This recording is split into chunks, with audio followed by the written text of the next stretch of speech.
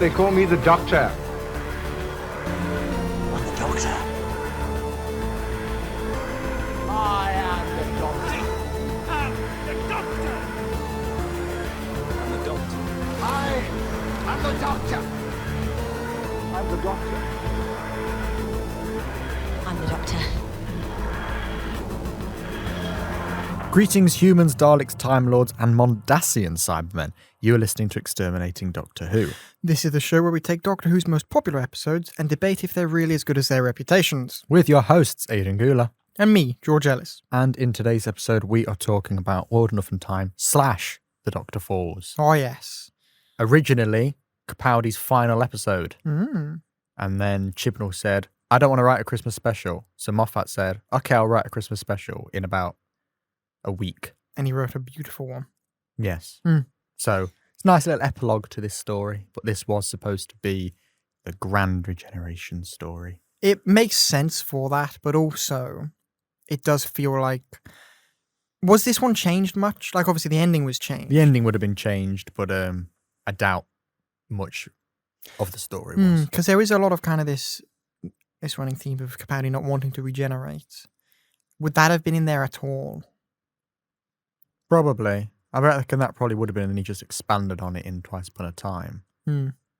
I think, you know, at the end where he's in the TARDIS dead, essentially, Yeah. I reckon that would have been the regeneration. So it probably, everything would have been the same, but that would have been a moment. Like when... He wouldn't have had a choice. When- it would have just regenerated him Yeah, when he's kind of when- unconscious.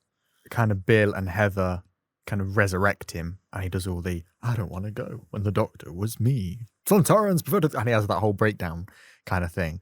I think none of that would have happened. I think he'd have just gone into the TARDIS and regenerated, or woken up and done that. But I don't think Bill and Heather probably would have been. This is pure speculation, but I have a feeling Bill and Heather probably wouldn't have been there. I think when they exit the battlefield, that would have been goodbye for that. I think that's probably what. I think that's probably Yeah. the restructuring that they would have done there. It's just very interesting thing about how it would have played out, because for me, Twice Upon a Time is very important for it being there for like, 'cause it's all about the conclusion of Capaldi, you need to regenerate, you dick. It's that. Yeah. And without that, it feels like something would be missing. But then again, Moffat would write it so it wouldn't. He would have put kind of all of that development on the latter half of Dr. Falls. It's just interesting. But it's a very interesting idea, that. And although this isn't his regeneration episode, it is a good grand finale. it is a finale to Capaldi's Doctor. Yeah. It's a weird place to start in a way, but Yes. But I do think the ending is very strong, and it is, and everything in this two-parter feels like, honestly, everything in Capaldi's era is leading towards this ending. Although it feels very finite for Doctor, like it would be a great like finite ending to Doctor Who as a whole. It feels like a really good ending to Capaldi's series, because you have a huge theme of his era is conflicting. Who am I? Who is the What Doctor? is the Yeah. point of me? Yeah. And this episode kind of either answers that, or at least tries to give an answer for that. And I think it does. There's one scene in particular well. where it answers it beautifully, and I'm actually getting goosebumps from it. Is it the scene that I've got the speech up from on the screen right now? Maybe. Do you want to talk about that now? Or do you want to build up to that? We'll build up to it, because Build I up think to that. that's going to be our Bing Bada Boom. Sure. I really love this episode. Like episodes. Yeah, that's the story. Like, it's one of those where I always think of it really fun. When the Moffat era was coming out, I was quite fatigued by it. And I do remember at the time going, we need Moffat to go. We need fresh talent in this. And the second he went, I went, Moffat, come back. I'm sorry for everything I said. Come back. But this, I remember Series 10, from the moment Series 10 started feeling like, oh my God, this is great. And it just felt really fresh and new. I remember even my dad, who's the most casual Doctor Who fan ever, who kind of watches it in the background. He doesn't really process anything that's going on. I remember watching The Time of the Doctor with him, and when Matt Smith's really old in it, my dad, God, he's let himself go. Like, not even as a joke. He fully like meant what has happened to this man, because he just was not paying attention. I was going, no, it's prosthetics. And he's going, oh. And I was like, What? How old do you think Matt Smith is? Like he's like 30. How old do you think this man is? God, Doctor Who, it's the stress gets to you. But like he was the most casual. But I remember when series 10 was coming out, he kept saying to me, he's like going, "Why is this series so good?" He's going, "What have they done?" He's going, "Is it a new writer?" I was going, "No." I was going, "It's exactly the same team." He's going, "Why is it so good then?" I was going, "I don't know what they've done, but something is just really good." Then he gets to the Whittaker era. And he was going, "What's happened to Doctor Who?" And he's, it feels a bit, it's going to feels a bit off. And I was going, "Yeah, it's because it's a completely new team." He's going, "Oh, all right." Whereas just something about this series all the way through felt amazing. And I remember it getting to Old Enough in Time. I remember at the time, it was like the first time in a while that I was sat watching a Doctor episode going, "This is incredible. Like, this is absolutely just brilliant." And it's a feeling that has never left. It's one of those, sometimes you get that with things, you watch it first time, you go, "This is amazing." Then you watch it again, you go, "Actually, I'm not sure it is." Never had that. I think I wrote 2 negative notes. One of them was about promotion, which I'm sure is obvious what that was going to be. Yes. And the other one was just saying that the Doctor, like, the other one was saying that World Enough in Time builds a lot of stakes up, and Doctor Falls kind of just lowers them slightly. That's it. Yeah, it's one of those, the more I think about it, if I had to really try and do a top 5 Doctor episodes ever, I think this would be in there for me. Like, it's just perfect in my mind. It's incredibly strong in so many ways. Like, the way it deals with the characters. Right, as you said, obviously, with the series, I think a big part of the reason this series works so well is because it's continues on from what it's set up, but it focuses on new things. Bill, Missy, this relationship between the Doctor and Missy, this what is the Doctor anymore? It really focuses on what it excelled at. Because if you like Clara, great. Not a huge fan. And one problem I found with Clara is that not her as a person, but by having that character carry over from Matt Smith's era into Capaldi's in such a degree, it meant you could never really move on to what the Capaldi era is. You never moved into Capaldi's era. You were very firmly Matt Smith 2. Like, although he's a different Doctor, you were still Matt Smith 2 because you are with an old companion. Like, it's kind of like how Rose and Tennant, they get along really well, but it still does kind of feel like Eccleston 2 because you're still in that. But then Tennant gets Martha, then Donna. Like, you don't stay with Rose for that long, really. But Capaldi stays with Clara for a fucking while. And then when you get Bill, it feels like a new era, finally. And I think that's why it works so well, because it doesn't have to feed off what it was. It can just be what it wants to be. And I think that's maybe why it works. And this two-parter is great at kind of giving you a finite ending, a finale to all of the characters, honestly. You get the Doctor's Bill's is horrifying, but beautiful and very well done. Missy / the Master. Just a lot of things. It really works well. So you got that works. And then you got the overall concept of the two-parter is brilliant. Right, so what is Doctor Who, Aidan? Is it a show about time? Yes, it is.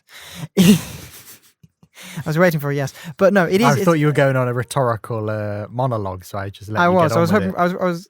Is it a show about time? Yes. Yes, it is. It is.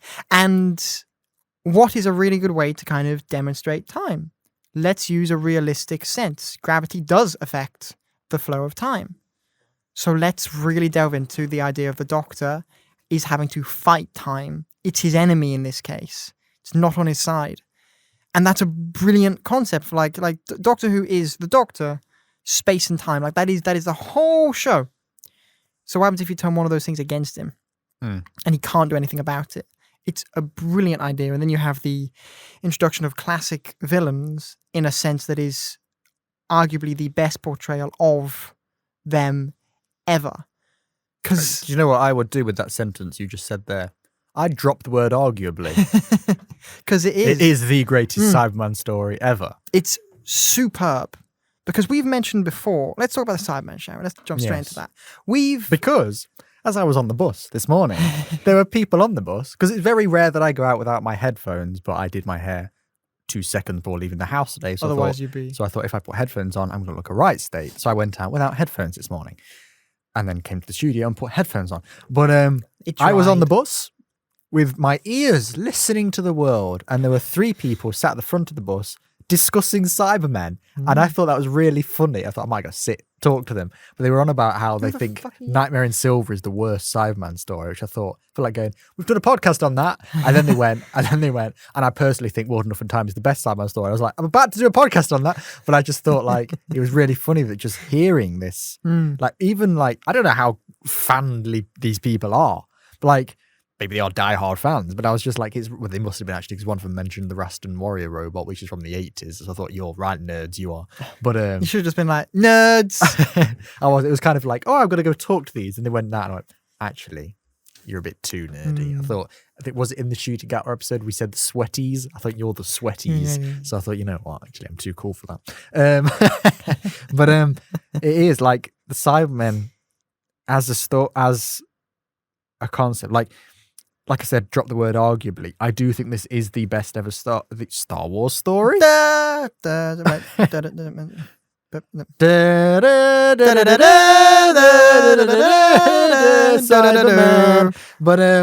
yeah, I do think this is the best Cyberman story. I haven't heard Spare Parts yet, which is a big Finnish story that many people say is the best Cyberman story.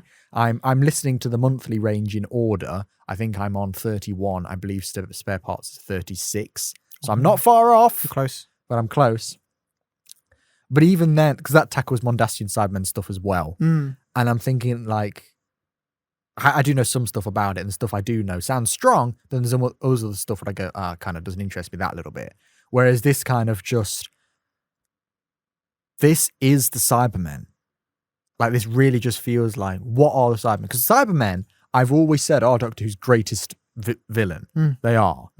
But they're probably the Doctor Who's greatest villain that are easiest to get wrong. You can do Cybermen. And we've seen them done wrong. You can do them wrong. And even most of New Who, to be honest, kind of does them wrong. Honestly, most of like all of them. Like, in a way, does it even wrong. like with Cybermen in the 60s, amazing. 70s, they have one appearance and it's not very good. So they went, you know what? Let's give these a rest. Get to the 80s. The first episode they come back in, brilliant. Second episode they come back in, good, not as brilliant, but it's still pretty strong. Third episode, it's probably my least favorite episode, barring The Timeless Child, ever. It's awful. I like it. My least favorite, as in the worst. Yes, it was. It's supposed to be Doctor Who's 20th anniversary episode, 25th anniversary episode, but it kind of doesn't make any sense because there's Cybermen in it. They go to the Renaissance era. Then there's neo-Nazis running around doing something. The Queen shows up. And you're kind of watching it going, I don't know what the plot is. And the whole time, the Doctor's like fighting these Cybermen, going to the Renaissance times, fighting neo-Nazis. But actually the thing he wants, they're just kind of in the way. The thing that he actually wants is to go to a jazz show. And it's I'm loving this episode, it's like, we're off to go to see jazz. Get out the way, Cybermen. Get out the way, neo-Nazis. It's like, no, surely they should be your priority right now. I want that to be like a slogan. I'm trying to get to jazz. Get out of my way, neo-Nazis. Yeah, it's just like it's just bizarre. But then even in New Who, obviously as I'm watching at the moment, I'm on series 5. Honestly, they don't have an episode in series 5. They're good in the Russell T Davies era, but I don't think they're very strong in the Russell T Davies era. I think the episode in the Parallel Universe, I think that does stuff. I think that probably does them the best, but even then, you kind of. And that's the best way Russell's done them. Yeah, and I think, but even then, I suppose the thing that kind of takes you out of it slightly is that it is the parallel universe, and these aren't your Cybermen. It's just be like, these are how Cybermen could come about, but you kind of go, they're not how our Cybermen came about. So it's fun seeing them and that kind of thing, but it never quite gets there. And then even obviously at the point where I'm not here yet. But closing time, James Corden. Shit. Quite frankly. Nightmare in Silver. We like elements of it, as we discussed in the podcast, but generally they really miss the mark. I think the Doctor, who's had the most consistent Cybermen stories, is Capaldi. Because even think about Dark Water, Death in Heaven. I think that's pretty damn good. Yeah. And then you get to World Enough and Time. And I knew, as I'm watching it, thinking this is strong. The moment, I know, you know exactly what I'm about to say, where I went, this is the best Cyberman story ever, was, say it with me now, pain. Pain. And I was worried. just- I was like, is it the same one? But yeah, no. it was that moment where I just, God, that looked like the scribblings of a lunatic. A madman. Well, they get listen. It's shorthand. Get over it. But yeah, 3 pluses. Pain. That's the entire reason these are done so well is because of the body horror. The Cybermen. It's a fucking horrific concept. Like it's terrifying.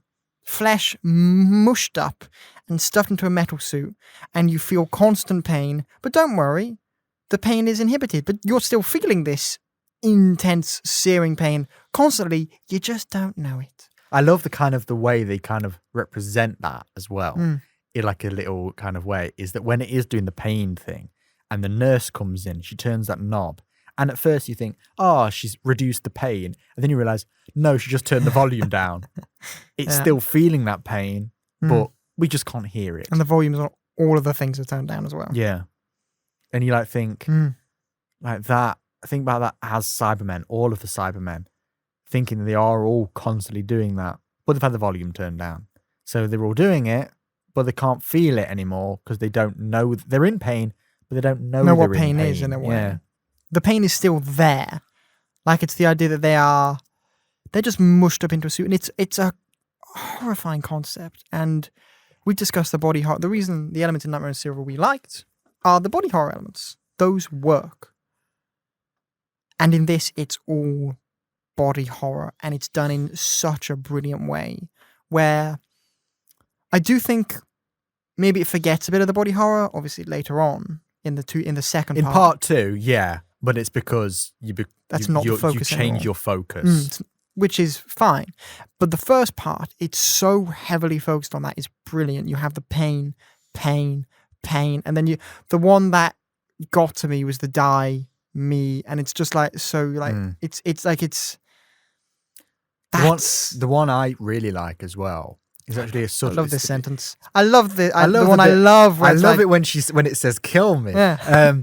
The one I actually really love is before she even enters the room when she's hearing the pain from the distance. She goes, "What is that?" There's a really clever shot where it's Bill looking around at the room, and you get a shot where it shows you the in, then conversion, and then out. It does it like that, and it's lined up perfectly. So you go pain. So you show that at all 3 levels, when you're in the conversion, then when you're out, it's pain all through that process. And that is so clever that you could have just had pain going on in the background, but lining it up so it actually just goes in, pain, out, pain, conversion, pain. That's like, the pain starts the moment you're in the waiting room. Yeah, because it's obviously And showing even you when you're that left, this never this stops. it shows you that these humans essentially are in pain already. The city has been corrupted and mutated, and it's toxic and bleh. So they're all in pain. So they go to a hospital. It will make them better. They go into the hospital room. It still hurts, but surely when they're out, they'll be fine. No, it's a different kind of pain. it's still pain all the way through. It's a brilliant concept. Like you have these people who are going through terrible times, and they're in so much pain. Their only solution is, let's try this conversion thing. Let's become a Cyberman. Let's see if this works. And it doesn't.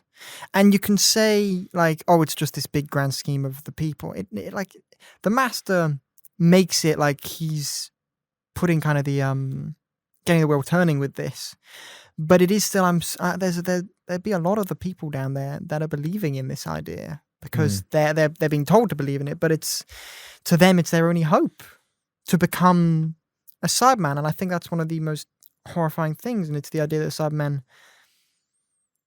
they're not inherently evil in a sense. They're not good, but they're not evil. It's like the idea of becoming a Cyberman isn't. It's actually meant with good intentions.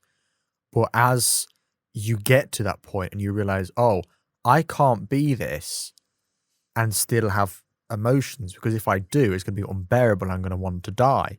So I'm going to have to just remove that. And then when you remove that, that's when it becomes, I must upgrade other people as well. Everybody must become a Cyberman. We've all got to be like me. That's when it becomes nasty. And I think what I really like about this episode is the line, I've also got the quote here as well, where it's a funny line, but it actually gets a really good point across. And the line is when he says, like sewage, smartphones, and Donald Trump, some things are just inevitable. It's a funny line. But you actually think about it. What he's saying there is that it's a really clever line, because just saying that last bit, it clears up a lot of canon errors over the years, where the Cybermen have lots of different origin stories. Originally, they're from the planet Mondas. Then they become from Telos. Then they become from the parallel universe. Then here it's from a Mondas ship and not Mondas itself. But what he's saying is, he's just saying it's inevitable. Mm. On Mondas, they get into such a state where they need to become Cybermen. On Telos, they are in such a state they need to become Cybermen. On the parallel universe, John Lumick creates the Cybermen. And even here, where this Mondas ship has no connection to the planet anymore, and yet they're still doing the same things. But it's the idea that eventually humanity, if put in the right circumstances, this is just where it's going to go. And that's horrifying. That even develops it to a point of being like, oh, this is what could happen to people. It will be fine. It's the idea that at some point in the future, is this what all humanity just becomes? It's possible. And it's just like... Because we are a species which utilize finite resources for everything. We can make it sustainable, but if we don't, once those are gone, what do? We can't eat. What do? We can't breathe. What do? Let's turn ourselves into machinery. Machinery doesn't need food. Machinery doesn't need these things. Those things can live off... Like solar power, done. It's a logical... it's a logical... solution. That's what it is. It's a logical solution.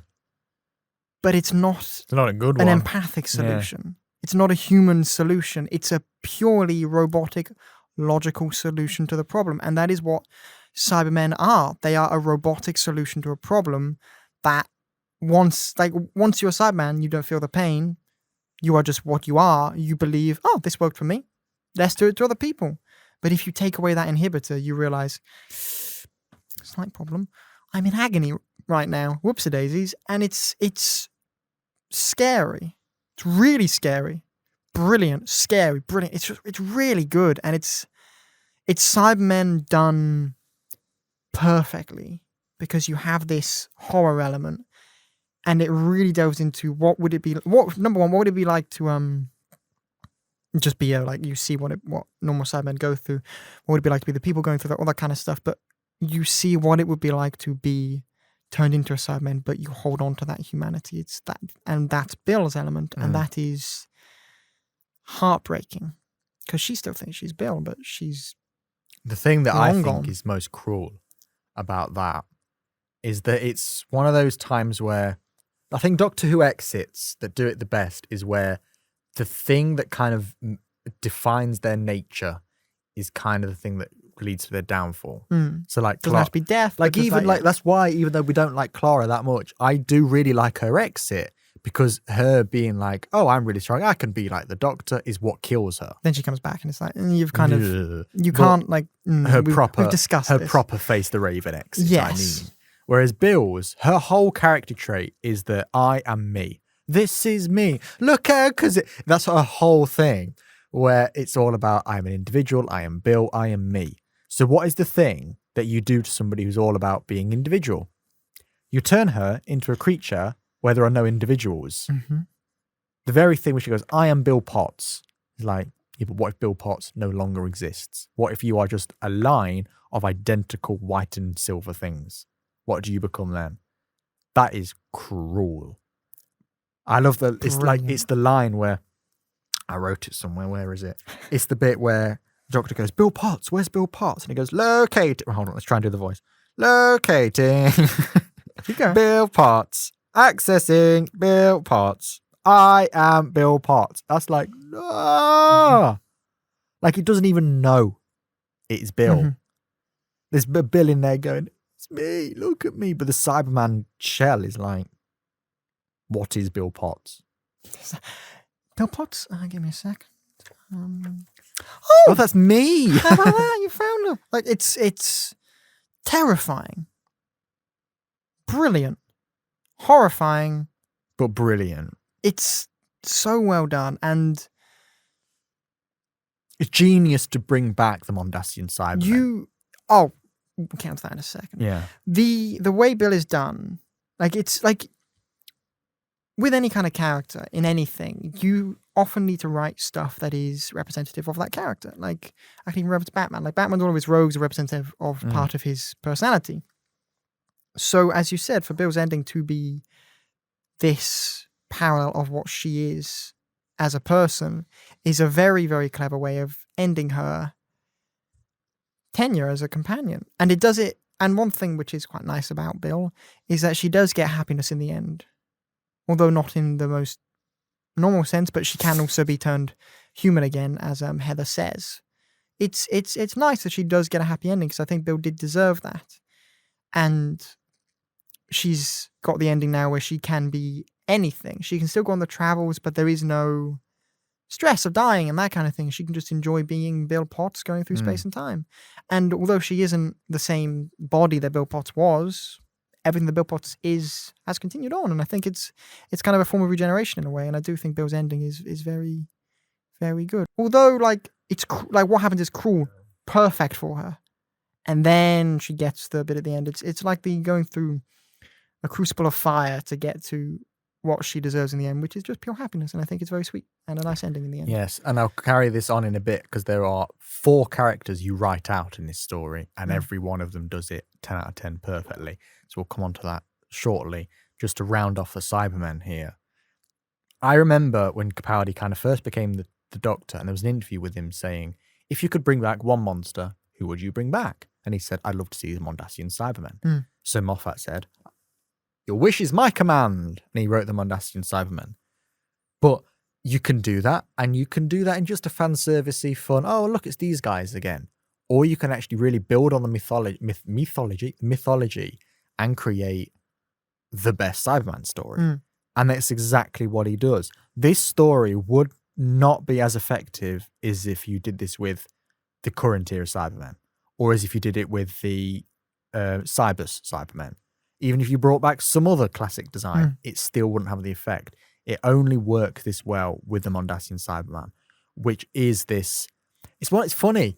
I remember when the Cybermen came back through New Who and all this kind of thing. I mean, being a fan through the Russell Davies and Matt Smith era. Whereas the Mondasian Cybermen were kind of a joke. It was like, oh, do you remember those ones that had the cloth face and you could still see the human hands? It was just like, I remember that being the thing where people go, that's quite funny. Just that, how cheap they looked back then. But then you get a story like this that kind of really shows you that's not, yes, it was made because they had no budget like that. But actually, if we make an in-universe explanation for why they look like that, these will now become people's favorite Cyberman. And post this episode, it's really interesting seeing that I would say the fan consensus is that the Mondasian Cybermen is the best design. And I find that so funny that pre this episode, people were like going, they're a bit naff. And then now we've had this episode, we all go, that's the best design. Why? Because you can see the body horror element. You can see the robot in there. You can see that it is a cloth face because it is just going to be a human head there, but with like kind of attached to a robot body. There's wiring in there. Like you probably take that away. There's no skin. Yeah. Like it's probably it's probably bone and muscle, like all intertwined. Exactly. And that's just, I find that fascinating that shift happened. Like in the 9th Doctor Big Finish examples, they brought a Cyberman story in and they went, what Cyberman should we use? Mondasian Cyberman. And everybody went crazy. They were going, oh my God, yes. And I was like, that's so funny now that you bring them into something. People go, this is amazing. Whereas before, people were kind of like, whatever. But it is just genius. You've given these maybe kind of comical design. You've given it a real kind of history and an explanation, which gives them depth. I love that. And you're right. Yeah, it gives these... It makes them really scary. Really scary. Like you see the rubber gloves are... Like just... Yeah, because they actually make them more rubbery in this episode. They are gloves in this story, but like weird gloves. Whereas like in the original, it was just hands. That's why people found them naff. And I kind of still prefer that hand idea because I love to think it is like a hand with machine. It's like a human hand, but it's like machinery in there, like a Terminator. Or hand. like it's but like, it's just kind of like, oh, what's the like? They've got like humans. We're pretty good and also pretty shit in some regards, but our hands they're evolutionary. They're Yes, pretty impressive. They do a good job. Yeah. So why not keep that? Just fix everything else. But maybe instead of having bone in it, put an exoskeleton in it so that doesn't rot away. and also Maybe it would rot away has a after time. tighter grip. Kinky. Yeah, and it's just genius. And like I said, it's just I think it is the strongest Cyberman story ever. World Enough and Time, not Dr. Falls. Yes. But World Enough and Time, I do think, is the strongest Cyberman story ever because it's exactly what this should be. This inevitable, slow body horror thing where even when they become the Cybermen, they're still a force and they are dangerous and you do not want to be one. And even having Bill have the chest piece on her and you realise, oh, that's not attached to the suit as you might think it is when you just look at the Cyberman design. No, that goes through the suit and is attached to the body.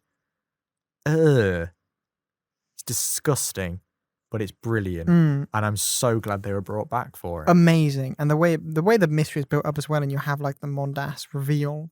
And because that's another thing some people say. Like, some people say, yes, we'll come on to this maybe next. The Master should not have been revealed. Oh, yeah. No, like that should, in the promotion. Yeah. Yeah, in the adverts, it was a fucking ludicrously stupid idea. It makes sense For viewers? for viewers. Because I remember story-wise. I remember my mum getting really excited. If you scroll down through my mum's Instagram feed, there's a picture from the trailer where it was John Sim turning around. She posted that going, oh my God, this is brilliant. So it worked on that level, but not in the episodic level. And the other thing the episode does is if you actually go into this episode not knowing it's a Cyberman episode, you can be forgiven for not realizing what it is until the end. If you actually go in, you're like, well, what is this ship? What is going on? Oh, they're just building people. These people are injured. They're giving them improvements. A bit like Cyberman, that, but kind of cool. Then you get to the end, and then you get the hat. You go, a bit like a Mondasian Cyberman, that. I think I know what we're doing here. And then when she goes, oh, they're from Mondas. That's the moment you're supposed to go, whoa! But it doesn't work because you know they're going to be in it. But I do think that reveal is more forgivable than saying, hey guys, John Sim's back. Which is like, God damn it. Because I know people that have watched this episode not knowing that. And I remember someone watching it and sending me a video going, this Mr. Razor guy's kind of funny. I thought, just you wait. And then them being like, what the fuck? What? It's funny when you watch it now, knowing it's John Sim, and it's obviously John Sim. There's no doubt behind it. Obviously John Sim, but I do know there were still people that were kind of confused because I remember watching it. It took me a bit of time to go, hold on, is that John Sim? Yeah. Because it was a bit like, yeah, I think it is. But at first I was like, who is this Rob Zombie looking guy? Like, why is he in this? And then I think it was my mum went, I think that might be John Sim in a mask. And I'm thinking, I think you're onto something. Whereas I thought, he might be revealed at the end. I guess he is. But it's knowing it's John Sim, you can clearly see it is. But not knowing it, I think you might go, it looks a bit like John Sim. But also because that's just a completely different era, your brain won't even be considering It's not on your radar. No. Number one, he's doing a different accent. Number two, he's got makeup. And number three, you're right, it's a different era. It's not on your radar. It's like me watching the Batman and being like, that guy looks like Ben Affleck. And then it being Ben Affleck in the end. It's like you don't maybe they'll look similar, but you don't expect it. It's a really good way of doing a reveal if they hadn't have announced it. Like it would. It's everything there is everything in this episode is pointing towards it being a mystery. Everything, but like everything that is the mystery was told. Yeah, you know that's happening, which is a bit stupid, but I can forgive it for the Mondasian element because obviously that is the entire thing. So how do you advertise it without? Like, you could have advertised. I feel like there would have been a way to advertise it without revealing either bombshells, honestly. You don't have to say Mondas. I think you probably could have put in the trailer clips from the Dr. Falls with the other Cybermen. Put the modern Cybermen in it and be like, okay, we're getting Cybermen this series. And then you can watch that episode going, oh, this must be the Cyberman one. These are being converted into Cybermen. Maybe you then see the one with a hat and just think that's a reference and not actually the Cybermen you're going to get. And then when you get full-on Mondasian Cybermen, that's your big reveal. And then you can save that reveal as a name drop rather than like a mystery. Yeah. And then you can have the Master bit, which is like, oh my God, it's the Master. Shock, horror. he's gonna give us a kiss. Apparently, give us a kiss. Like Right. you We've gone- dirty man. It's gone to Master. And Missy, Because, yeah, and Missy, of course. Mister. Because a common criticism that Dr. Falls has is, why is John Sim in it? Because a lot of people thought this was going to be a big Master grand plan. He was behind it all along. I mean, he kind and of that was, never- but he just didn't give a shit. And that never really was the case. Now, come on to that momentarily. I like about his reveal is that this Master basically gets stuck there by accident. I think that's very in keeping with the Master's character of just being like, God damn it, where am I now? Like, oh, God's sake. But then him like, right, I'm the Master. Let's take control. And he does that. And I love that he just does the exact same thing that he did in The Sound of Drums again. He uses the same networks. He becomes the Prime Minister again. He does everything. But then they go, we've had enough of you, and they overthrow him. I like that. I just like that this Master, like, especially because it being the same Master, being like going, I did it work. It worked. It's just the Doctor got in the way. So let's no try it out. sign of the Doctor, so I'm going to do it again. And then then the people actually being like, right, sod off. We've had enough No, of wait. you. Ah, for fuck. Yeah. Then he goes and find then like him being like, oh, God, I need to put a disguise on. some I sweaty. am in Mr. here. Reason now. And just having to Mr. do Reason. all of this kind of stuff.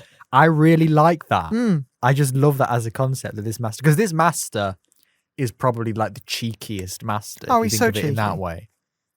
And like, Like I just even lo- elements where like gets onto the spaceship, it's like the Doctor's dead. He said he always hated you. Let's go. yeah, Like, yeah, I like that. And then Missy gets on and says the same thing. And then love it when Nardo goes, yes, I heard you the first time. I love that kind of thing. Like even in Big Finish, when they did for the Masters 50th. I have a swear jar. You need a Big Finish jar. I'm sorry. Yeah, you swear all the time, and I mention Big Finish all the time, but it's because they do a lot of relevant things. For the 50th anniversary of the Master, they did a story where every Master meets, and they even managed to get John Sim in. It's the only Big Finish one he's done. But what he does in that one is basically the plan. You've mentioned this, yeah. The plot is that this is the Master who's finally won and he's conquered a planet, and it's John Sim doing the same plan again.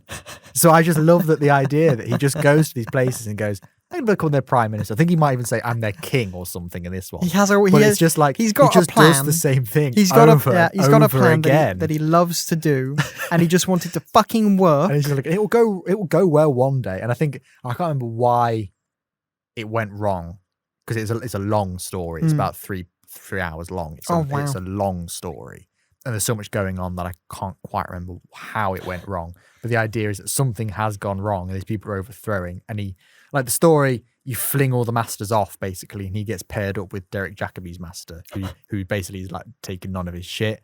And he's like going, right, this has all gone wrong because of you. Like, it's like, this would never happen to me. And he's like, that kind of thing. Yeah, It's just brilliant. So I just love this idea that he does it on Earth. It goes wrong. He goes to, I guess the Big Finish one's in between. He goes, that planet, it goes wrong. I do it on Mondas, I'll get it right this time. And it goes wrong again. I just love that idea. Some people could say, well, it's just stupid. Why would he keep trying to do the same plan again? But I think it's so in keeping with this Master. It's very this Master. I mean, the definition of insanity is doing the same thing again and again, expecting different results. The Master's fucking insane. Exactly. He's gonna do this shit. Like it's so great, and I love how you see kind of a lot of. I think Johnson plays this very well. I don't think he's playing as well as he does when he's with Tennant. I think he's It's different. It feels like a different Master. I really like his performance here because he feels more mastery. Yeah, I was going to to say me. that. Yeah. And I think, like Missy comes along, who feels more mastery in my idea, and I think, okay, you've really beaten John Sim here. You'll probably be moved down quite far in my ranking now. Then this story kind of comes along and goes, oh no, you're coming back up now because he feels like even having the goatee. I like his outfit as well. It's very Master. I really like the outfit. I really like when he puts eyeliner on at one point. Yes, It's like, yes. I am the Master. I just love that kind of idea. And I love that in Loki, when he falls in love with Sylvie, and people being like, this is gross, why would that ever happen? I love it's like, Doctor Who did that before. And I love that he's like going, is it wrong that yes, it is very wrong. Yeah. I love that kind of thing because I feel like it does make sense for the Master. It makes more sense for the Master than Loki. But Although just with look- Loki, it's power. It's like a different universe. So it's maybe more distant. With this, It's literally the him. same person. Yeah. It's the same person. Whereas I really like John Sim's Master in this, and I do think if he was more mastery, but he does steal. He is older as well. Like obviously, this was 2017. Series 3 was 2007. There's a 10-year difference, and also this Master canonically as well. You could say he's less unhinged than he was because he doesn't have the drums in his head anymore. That they've gone. The Time Lords have made him better, and then he escaped again. But I do think this Master for me, he's close. He's definitely closer to he is in Series 3 than he is in the End of Time. Yeah, the End of Time he just is off the rails. Exactly. Shooting shit out his hands. I like how the only reference... You're watching it going, what the fuck is I like happening? how the only reference to that is the Doctor going, we've had your little condition fixed. And it's like, yes. Just like, yeah. And I do... I might even say I prefer his Master here than I do in the David Tennant era, to be honest. I know you're going to say no. No, but I'm going to say... You've given me some good points, as you always do, and I'm like, fuck you. Because I agree on everything you said. I'll have to put, I do like his version in the David Tennant one a little bit more. Yeah. But in terms of being a Master, he's much closer to probably, like, as you said, he's much closer to what the Master is here. Because he's not got the drums, so he hasn't got that constant, like, da-dum. He's got just his normal Master brain, which is nice.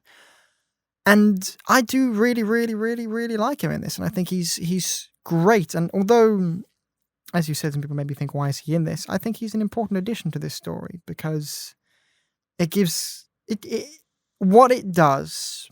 If we ignore all story, what it does is it gives Missy's ending. That's exactly it. The perfect ending. The reason John Sim is in this, just before I get there as well, the good thing about, I think the difference between his performance as well is that the Master serves the best when they are a flip side of the Doctor. So like Missy will only work with Capaldi. They're both Scottish. They're both complete other sides of the same coin. David Tennant and John Sim are. But when John Sim is then paired up with Peter Capaldi, they are very different Doctors. So he needs to do something different to match Capaldi. I think that's also an important thing to bear in mind, which is why I don't think Sacha Dhawan and Jodie Whittaker work, because they don't feel like the same person. Not at all. They need to feel like this. It needs to feel like the Batman and Joker kind of thing. Yeah. Whereas it could feel like if the Doctor had a really bad day, he might become the Master. That version of the Master. That's what it's got to feel. Yeah. That's what it's got to feel like, which is why Jodie Whittaker and Sacha Dhawan don't work, because it doesn't feel like that. Whereas you take Capaldi with John Sim, you still need to keep those elements from the Dave Tennant era, so it feels like it is still the same Master, but this is a Master who has grown and he's a bit more like this Doctor now. I think that's why that works. Anyway. Could have been like a little, I love that. That was great. That should be like a little video essay. Yes. Submit that. Yeah. But as you were saying, I think some people probably saw John Sim in the trailer and thought, oh, he's going to be behind everything. It's going to be a great Master story. It's not a Master story. It is a Cyberman story. It is a Cyberman story, but there are two Masters in it. Well, why are the two Masters in a Cyberman story? Because this is the conclusion to an era. And how are we going to write out? We've got to write out the Doctor in some way. Got to write out Nardo, Bill, and Missy, because Missy is a Master, like I said, that appears a lot through the Capaldi era. She's in all 3 series. She has a lot of appearances. She is very much Capaldi's Master. Like I said, it's a flip side of Capaldi. You pair Missy with any other Doctor, I don't think it would work. It might be quite fun with some examples. I think it probably would work with some, but never as good as it does with Capaldi. I love Tennant, but I don't think it would work with, like, Missy and Tennant. I don't think would really actually work well together. I don't think they would. I think they'd clash in a lot of how they, like, in terms of just acting. I think you'd get a clash between, because obviously Tennant's got a lot of humor there. So does Missy. I think it would be it'd get incessant. You'd be like, all right. Yeah, because he's very high energy and Missy's very high energy, whereas Capaldi isn't as high energy. I'd say he's more mellow, yeah. He's more mellow, especially like this finale. I think there's at no point in this finale do they ever run up a corridor running from an explosion, ever. It's that the first part is standing around talking. The second part It's standing around talking. The fastest bit he moves is when he's at the end doing his Sonic-y bit. Exactly. And even then, if you look at him, he looks knackered. Oh, God. And that's the idea. I mean- He's supposed to be like, I've had enough. Bill's gone. Nardo's gone. I've done it with where Missy's gone. Like, I've had enough of this. That's kind of how he looks there. But this is the idea that it's like they go, well, this master is for this doctor. She will not be appearing again. We are writing her out in a way that you never really get for any masters. You kind of go, we'll put a pin in it. Maybe they'll show up again at some point, but that's them gone for now. End of Last of the Time Lords. He dies, he's being burnt, but the ring drops and you see a hand take it. It's always a sense of, we're done for now. Whereas this was going, no, we are done. This master is dead. And that's why John Sim's here, because how do you write out a master that has kind of become good? You face them with a time when they weren't good and see how would they respond to that. They're faced with the doctor, say, you are good. Okay, I'm good now. But what if somebody comes in and it's a bad influence and this master is like really easily corruptible? The master has always been, how can I worm out my way out of the situation? What if somebody does come in and goes, remember your old life? And just being like, oh, I might go back to that. It's to give Missy something. For Missy, as a person, like, who, like, for the master, who are the two people in their lives that can influence them the most? The doctor and themselves. So it's a very clever way of having having John Sim show up. And first off, John Sim and Missy work very well together. They do. So I've got to give John Sim a lot of props there for being able to bounce off both Capaldi and Missy and making it work. That's impressive to be able to do that. To just like, because he probably came on set and he was like, right, who are you guys? Right, okay. But I think he's very good and he's important for making Missy's ending feel good. And they say at the end, how do we die? You were shot in the back by yourself. It's such a master ending to betray yourself for the only reason being they're going to help the doctor. So it's still an ending which revolves around the doctor and their relationship, but it becomes more than that because they technically kill themselves because they're never. Twice. Yeah. It's very, very, very, very good. And I just think that's a very, very good ending to Missy's character, because Missy, for the entire series, she is bouncing between the idea of good and bad, and eventually we're so close. We are so fucking close to her being good here. And then she's like, I'm going to be good. It's time we stand with the doctor. And you're like, yeah! And then she gets shot. It's so good. It's the idea that, for me, that's the idea at the end, that no matter what, Missy, like, deep down wants to be friends with the doctor. But she can't. Because the one thing stopping her from being that is herself. Yeah. And I think that is the most beautiful ending to her story arc. Character arc. And just, it's very, very strong. And also, if I can move on to just saying how fucking incredible Michelle Gomez is. Holy shit. Like, as always. Insane. Like, I like to write quotes sometimes. I've got a couple of quotes here. Sure. Oh, don't be a bitch. Such a good line. Like, it's so, I just cracked up. Like, and then Missy comes out, I'm Doctor Who. I'm streamlining.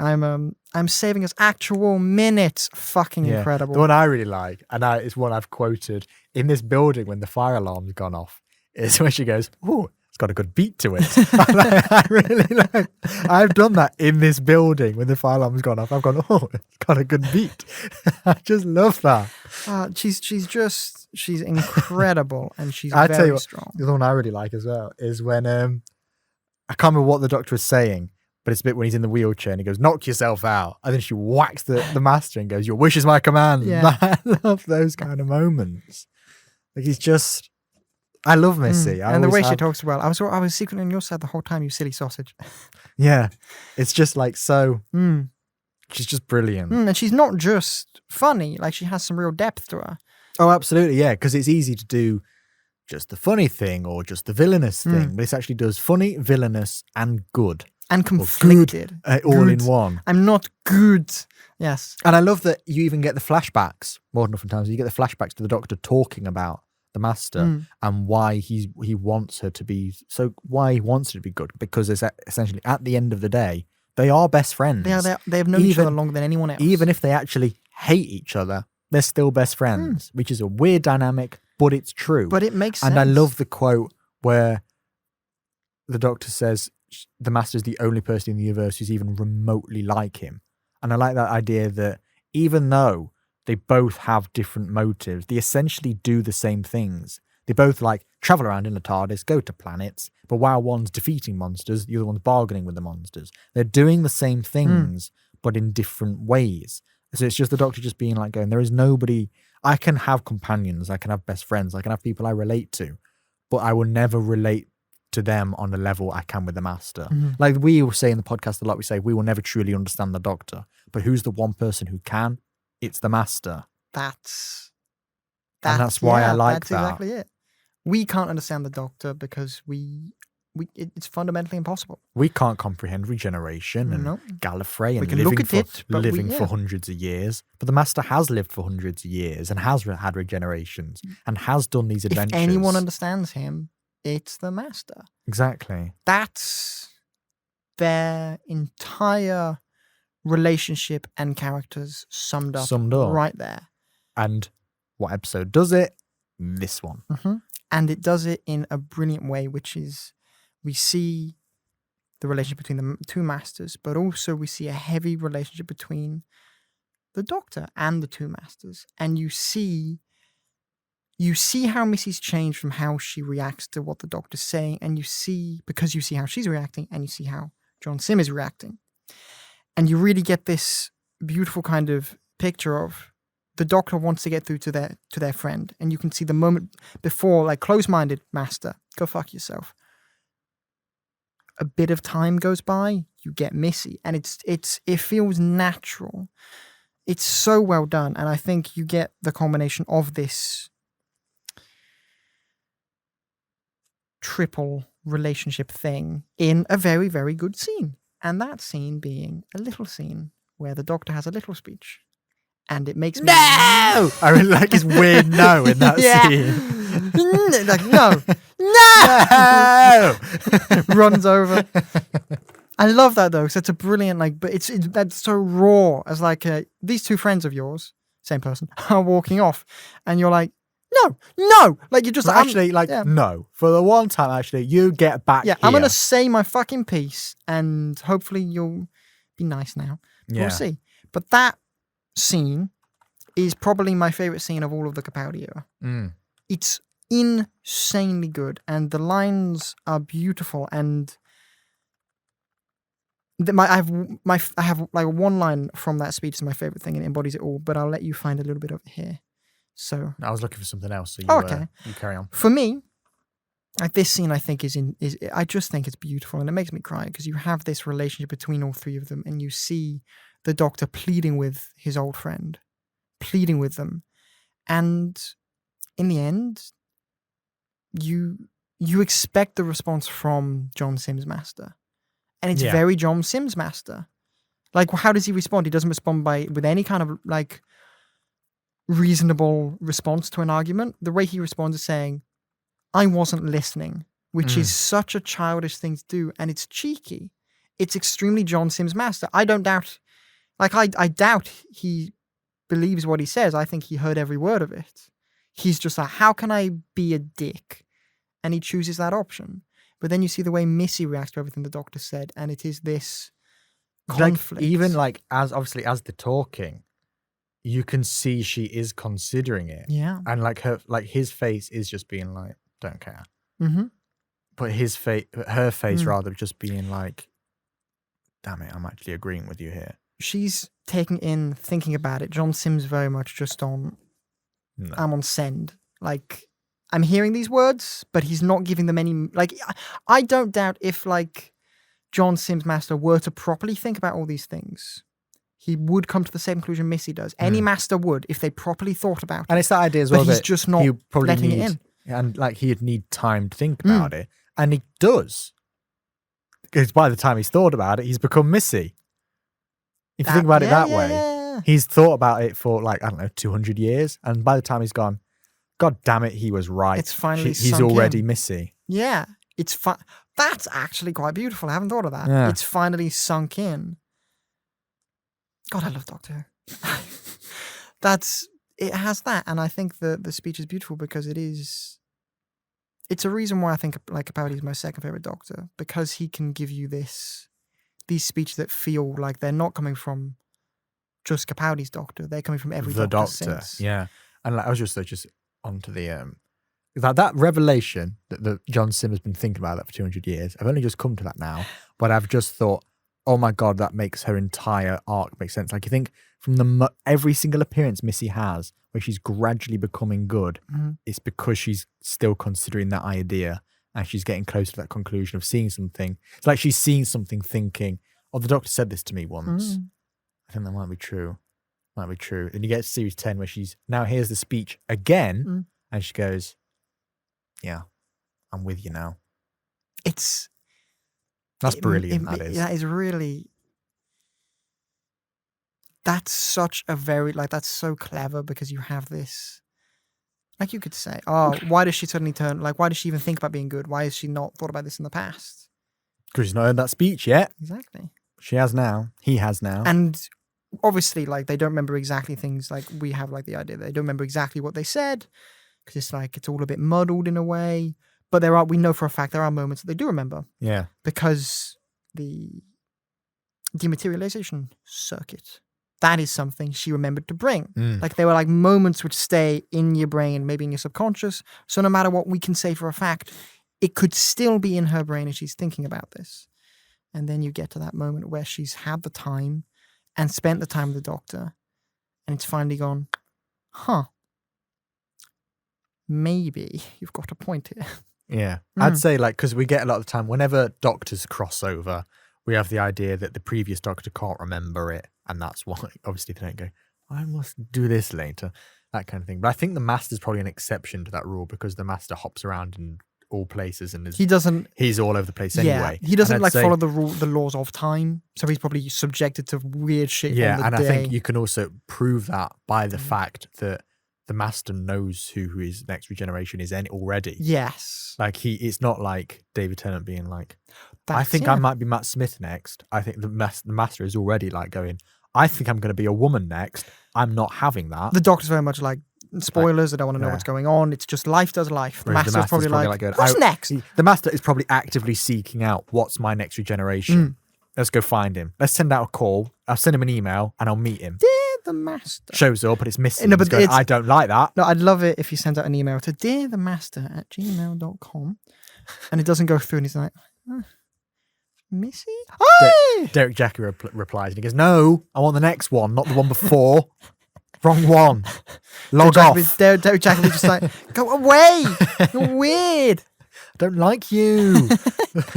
Block. That's what I kind of like about. I love that idea of, and Masterful does that as well, which was the big finish where they all crossed over. Is the idea that no Master likes each other, whereas you get Doctors that meet and they do like each other. We know the 5th and 10th Doctor like each other. We know the 10th and the 11th Doctors like each other. But I loved that in Masterful, every single Master hated each other, and the one they all hated the most was Missy. I loved that idea because it was brilliant. That was just when she shows up in that and they're all like doing a sacrifice thing and we've won, and Missy comes in going, would you like me to tell your fortune? And they all go, Missy, we know that's you.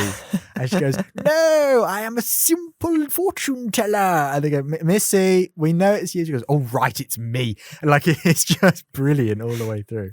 But yeah, that whole speech, I think you're right. Like, the Master probably wouldn't remember all of it, though obviously Time Lords have more higher intelligence. Maybe they can have a better memory and they probably would remember all of it. But I think definitely the thing they'd remember is the quote that everybody remembers, which is, who I am is where I stand is where I fall. Stand with me. That is the moment that everybody remembers of just being like, who I am is where I stand. Where I stand is where I fall. It's the idea the Doctor is like, I am the person that will always fight the monsters. But at the end of the day, that will always kill me. But I'm going to keep doing it because it's right. Because it's just kind. That's my favorite bit, that one. It's just kind. because he mentions being kind earlier, actually, with the kid when she gives Bill the mirror, and he says it's just kind. It's kind. It's a good thing to do. And I think that embodies. And then obviously, what's the final thing he says before he regenerates? I forget. Laugh hard, run fast, be kind. Yes, and that, I think, it's taken me a while to figure out exactly what Capaldi's Doctor is, and in the end, what is the point of Capaldi's Doctor? What is the point? Because you've got the Vane Doctor, you've got the Arrogant, etc. You've got all these different versions. Capaldi's Doctor in the end is just kind. And that is not just Capaldi's Doctor, that is the Doctor as a whole. Yeah. And I think that is a beautiful just motif for the Doctor to have and reason for being, because that is the Doctor. Why would the Doctor choose a name that is about helping people? Because it's just kind to help people. And I find it fucking glorious. Thank you, Stephen Moffat. And this two-parter is a beautiful ending to Capaldi's era and just a gorgeous character study on the Doctor's relationship with himself, with the Master, with the universe. With and Bill, with Nardo. and everything in between. Yeah. Even Nardo. We kind of never really get Nardo's fate. Though obviously in Twice Upon a Time, when they resurrect kind of the likeness of the dead, we can assume, because Nardo's there, we can assume Nardo was killed here. Yeah. I like that kind of when he says goodbye to Nardo, it's very much a, okay. The thing I really like about the relationship between Nardo and the Doctor is just this idea of respect, of just being like, I may not always agree with you, but Nardo was given to the Doctor essentially by River Song to look after him, kind of thing, and keep an eye on him. Yeah. And I like this idea that when it gets to Nardo, you need to go off and you need to be with these people because I need to go off and destroy the Cybermen. It's very much he doesn't even fight, he doesn't question, he just goes, okay, I know that's what's right because I understand these things in similar ways to you do. But goodbye, this is kind of it. And I kind of like that he gets more of an understated exit, but it's kind of just this is my duty kind of thing. I've got to do this now. I've served you well. Goodbye. And he kind of goes off. And even though you can watch it and go, well, what happened to Nardo? It's kind of, I'm not going to say it's not important, but there's so much other stuff going on that you kind of think, that was a nice farewell for him. Now let's handle Bill, the Doctor, and Missy. Our protagonist is still the Doctor. We follow the characters' relationships to him. So it's a wonderful ending to Nardo going off and he's gone. Like, you don't need to know exactly how his story ends because he's gone. Like, he has a brilliant exit from the Doctor's life, and that's what we need. And whatever happens afterwards is on him. Yeah. It's a companion exit you don't really get very often where you get somebody to especially New Who. Usually if somebody leaves, we see what happened next. Whereas in this one, it's just, they're gone. What happened? The Doctor doesn't know, so therefore you don't know. It's very much just oh, okay. Anything left to say? Not really. I think we've covered everything in a really nice way, and I think it's just, honestly, Honestly, there's like little things like, yeah, like you said about the concept of the ship, time passing at both ends. That's really cool. Yeah. Direction is obviously on point because who directed it? Rachel Talalay. Talalay. Therefore, it's amazing. That shot. I like how I wasn't actually sure, but then when you were like, who directed it? I was like, Rachel Talalay. The shot of all the cloudy smoke and the Cyberman holding the Doctor. Yes. One of my favourite frames of Doctor Who ever. That's incredible. The design of everything looks really nice as well. I like how clean the top of the ship is and the bottom is grimy and disgusting. And I like the idea of there being little countrysides in a ship. Yeah, I think that's really clever because some people criticise the lighting of this episode in the Doctor Falls. You know, it goes really blue. Oh yeah. And some people say, why does it look like that? But I think again in universe this is artificial light. This is not real daylight. This wouldn't look like real nighttime. It's fake. It'd be dimmed light. So of course it would look like that. Because if they turned all the lights off, it'd be pitch It black. would be pitch black. Nothing. There'd be nothing. Exactly. Yeah, I think I've covered everything I wanted to say. The stakes are high. Stakes are high. The stakes are high. More in World of Time where you really feel like, Doctor, get to Bill now. And then maybe they don't feel as high in the Doctor Force because there's a lot of standing around. But you do still feel like a big battle is coming. And every time you get Cyberman, it's like battle stations. And it does feel like, oh, You do not want those Cybermen to get to that little house because all hell is going to break loose. And I do like that. The Doctor obviously running through the battle at the end, blowing them all up. Canary Wharf, Telos. I love all of that stuff. Jazz band. Jazz band, neo-Nazis, that parallel universe that time. All these things. Where else have I faced them? And I love that he just ends it with even on the moon. And then he does that nice little thing that nobody can ever, he does that little hand thing. Everyone's going, what is that he does? How does he do that? Yeah. I like to think about it like dislocated a wrist. Like, there we go. Like, I've never worked out how he did that. But yeah.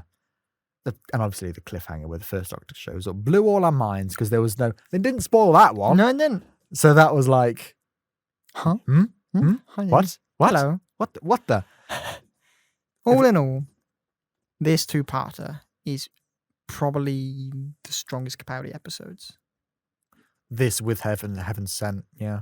Very close. I'd say I prefer this over Heaven Sent, but obviously Heaven Sent is also a 10 out of 10 masterpiece. Yeah. Just really, really, really, really strong. And it's a beautiful character study on the Doctor, on the Masters, on Nardole, on Bill, on the Mondasian Cybermen, on like everything ever. That's why this series works the most, I think, because the series arc, you kind of have the vault. But as soon as they went, there's a vault, we all went, yeah, Missy's in it. It was, what's it, Missy? And then they went, Missy's in the vault. Like, yeah, yeah, I know. But that was never really the point of the series arc because like that gets what revealed in episode 6, I think, thereabouts. And then the series arc from series 6, now you've revealed what's in the vault, becomes, will Missy become good? And I think really from episode 1, the reason I'd say this series works the best is because, like stuff in the Russell T Davies era, maybe especially series 4, you're building character. That's your number one focus. You've got some series arc going on, sure, but even like in the way series 4 is like, planets are disappearing. But you mention that every now and then, you go, I think they've said that a few times, but you never kind of really clock it. It's more about, let's build the relationship between the Doctor and Donna so that Dr. Donna hits more. Yeah. This is about, let's build the relationship between these 4 people, Doctor, Bill, Nardole, and Missy. Let's build this relationship so that when they are all separated in the end and all 4 of them go in completely different ways, 2 people don't go off together and those get killed. Everyone goes in a different way. That will hurt. And essentially, as something we discuss about many things, especially the Marvel universe, but obviously is important when we do 48 episodes of Doctor Who podcast. Number one thing that you should always have as your priority when making anything is character. Give us character studies, make us understand these people, relate to these people, and therefore we'll be in. If you don't give us character, we have nothing to relate to. You're just throwing concepts and explosions at us, and that means nothing. In the end, and we've done big finales, big explosions, grand things. The whole universe is at stake. But actually, what's at their core? What's can be more effective sometimes. One farm at stake, and the Doctor being like, "I can't save this," and that actually hitting more than the whole universe because we can comprehend a farm. Yes, we can't comprehend a universe. This is a 10 out of 10 episode for me. It is both parts. I prefer. It's a 10 out of 10 two-parter. Yeah, I'd say I do prefer World Enough and Time over the Doctor Falls. Same. But Doctor Falls is still also 10 out of 10. It's not like when we've done Time of Angels, which is a 10 out of 10, then Flesh and Stone's like 7 out of 10. This is 10 and 10.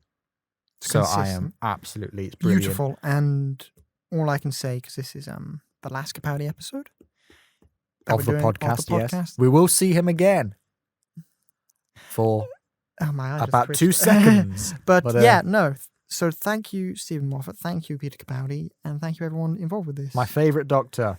Second favourite. Your second favourite. But thank you very much, because I know I was late to the party, but you got there in the end. Damn incredible. And yeah, 10 out of 10. And if you're listening and you haven't seen this episodes, then why the hell are you listening to this podcast? Or no, just rewatch the Capaldi. Go do that right now.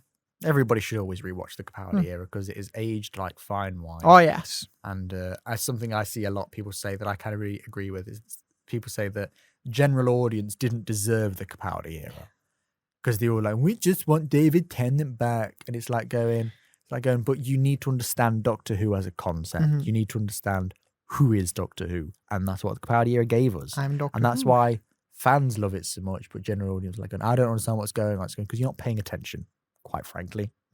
So, yeah, will always be my favourite Doctor, unless Shooty Cat was amazing. We'll see. But yeah, that's it for that one. Next week we will be doing the Waters of Mars, Hey! My favourite Christmas special. our penultimate episode Yeah, of fucking hell. Exterminating Doctor Who. Unless we get some news in the meantime, they'll probably do another emergency podcast. But for argument's sake, all intents and purposes, it is the penultimate. one We're nearing this the week. end. Not the penultimate podcast will do, No. but the penultimate episode of Exterminating Exterminating Doctor Doctor Who. Who. But yes, thank you very much for listening, everyone. And goodbye. See ya.